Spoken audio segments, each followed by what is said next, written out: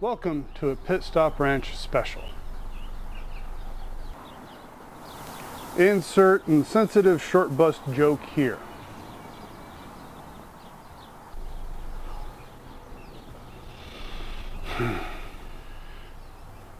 Recently, we had the opportunity to go observe the land speed trials out at El Mirage dry lake bed. This royalty of hot rodding events has been organized by the Southern California Timing Association since 1937. I'm excited to announce that later we have a special inadvertent guest, David Freiburger. As we all know him from his work with Roadkill Garage, and many other shows on the Motor Trend channel, Motor Trend app, as well as all of his work as editor of Hot Rod Magazine, Carcraft, and many others. So hopefully you stay tuned for this interview. El Mirage dry lake bed is the epicenter of hot rodding back in the mid-30s. Here, many of the trends and many of the terms that we all know and are familiar with today originated. When someone is talking about they want to put lake pipes on their hot rod, or they're building a Lakester style hot rod, they're referring to the earliest hot rodding at El Mirage. And plenty of that DNA is still very much part of it. We see the streamliners and, again, like I said, the Lakesters, based on early Fords, which dominated out there at the lake from that time, with plenty of provisions in the rules to keep encouraging people to run these. Now, along with drag racing and possibly what the moonshine runners were doing down south that eventually turned into turn left circuit, dry lake racing, speed racing, has been a fundamental part of the American hot rodding scene for most of the 20th century. And it seems healthily going to be persisting well into the 21st century. Southern California hot rodders racing out here is what attracted legends like Carroll Shelby to the region to employ these talented fabricators and seekers of speed to locate his factory, originally in Southern California, to build such iconic cars as the AC Cobra and the original Mustang GT350, as well as a GT500 for the Ford Corporation. And Speed Week out at Bonneville is organized by the SCTA as well, though it all started out on the dirt at El Mirage. We were the guests of the Roadrunners Car Club, a charter member of the SCTA, a terrific group whose hospitality was gracious and indulgent of us. They did not blanch when we pulled out the camera and started filming. We asked whenever we were going to be filming any of them or any of their equipment for their permission, and they didn't think twice to say agree. Overall, there are many amazing vehicles out there running, truly inventive, as participants seek to enter their names in the history book of hot rodding as well as a record holder. Classes are arranged by car or motorcycle, body type, level of modification, engine size, blown or turboed versus naturally aspirated, and fuel type. This gives anyone looking to compete options to fit their circumstances and guarantees a chance at a record for most budgets and available chassis.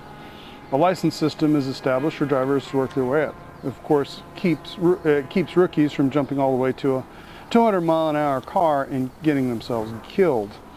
The first step is to make a pass not to exceed 150 miles an hour, and then after that you're cleared to do runs over 150 miles an hour and gradually build yourself up to potentially even getting into the 200-mile-an-hour club. At Speed Week, there are no points assigned to the clubs. It's just go out and make a record. However, in El Mirage, they established a points system, assigning points to people who get close to a record and even break the record for the various different clubs. And at the end of the season, those points are added up and the club is declared the winner for the season. Your thoughts? Oh, I would have to say that the potluck hosted by the Roadrunners was a lot of fun, plenty of camaraderie and bench racing. I took some chocolate chip cookies, which disappeared, of course. However, if I were going to have to nitpick, I would point out that there is probably a tub of macaroni salad and potato salad too much. Yeah. Yeah. Well, that's not what I meant, but thank you.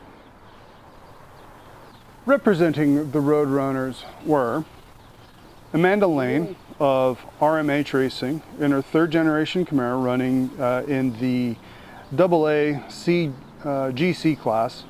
She managed a 200.216 mile an hour run, just 6 miles an hour short of the record. Unfortunately, her chute failed to open, but like a pro, she knew as she was running out of space, she put it in deliberate spin to shed the speed and stayed within the coned off shutdown area, safely coming to a stop.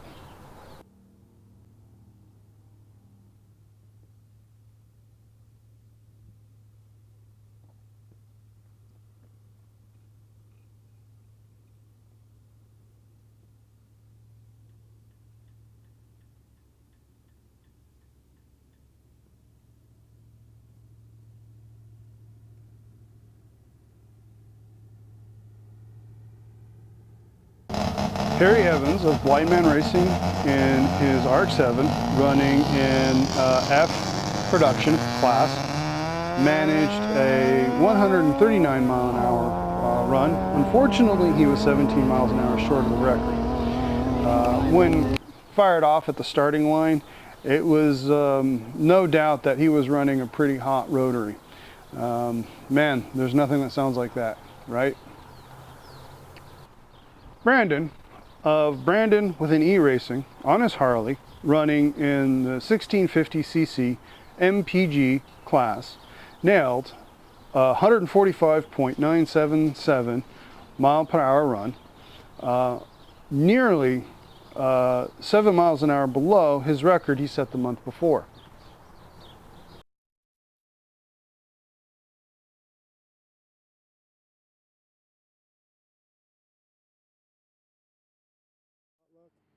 And Tracy Carroll of Go-Go Gidget Racing on her turboed Yamaha in the 650cc modified blown fuel category, ran.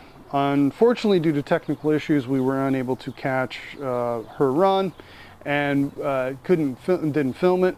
However, she got 173.13 miles per hour, destroying the old record of 158.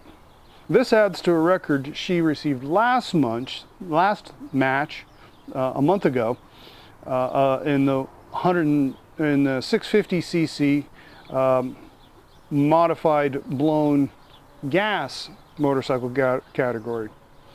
Go Tracy, rock on.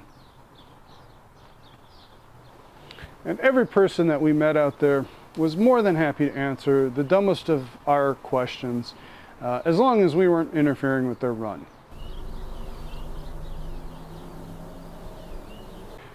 And now, our inadvertent special guest, David Freiburger.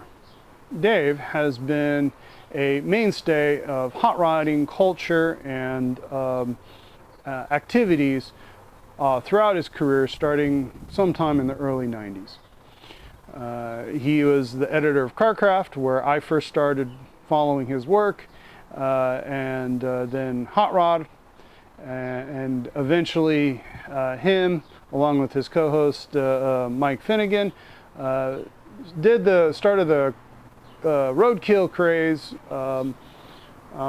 showing us that in spite of the insane prices on fully repaired, restored, collectible cars, there's more than enough chassis out there available for low buck builds, such as we do on our channel here. Well, thank you very much. And now I've been following your career since you were the editor of CarCraft.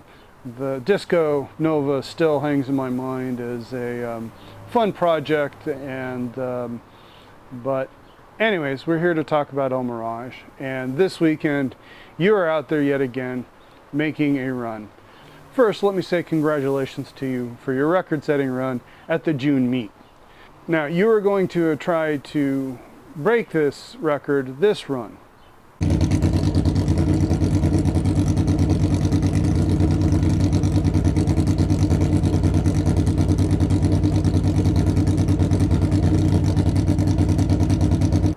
I see, but you only missed it this time by 2 miles an hour. That must have been a little disappointing.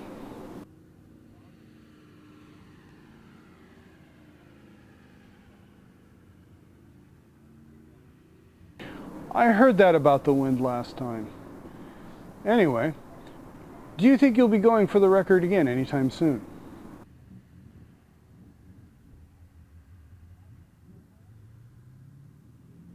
Oh, okay, that's cool. What do you think you'll be doing differently next time then?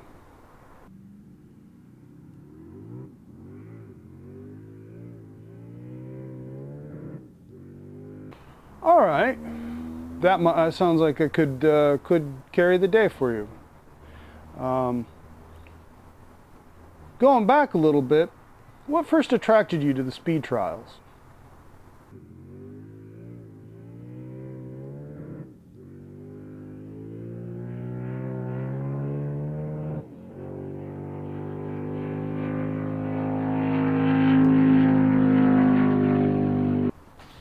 It is fascinating, isn't it? The history and the lore. Well, I have to say that when I first heard that you were busy doing this, actively seeking to break records, it kind of put it on my radar as something that would be a fun pastime and a nice competition to get into.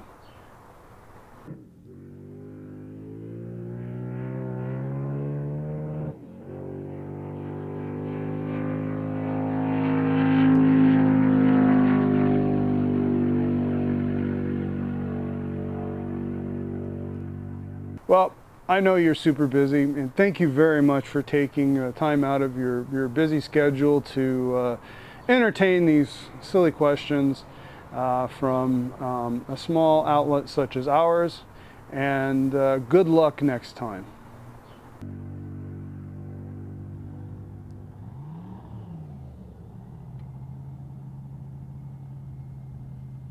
Well, what a swell person to take so much time out of his schedule to entertain us here at the PSR.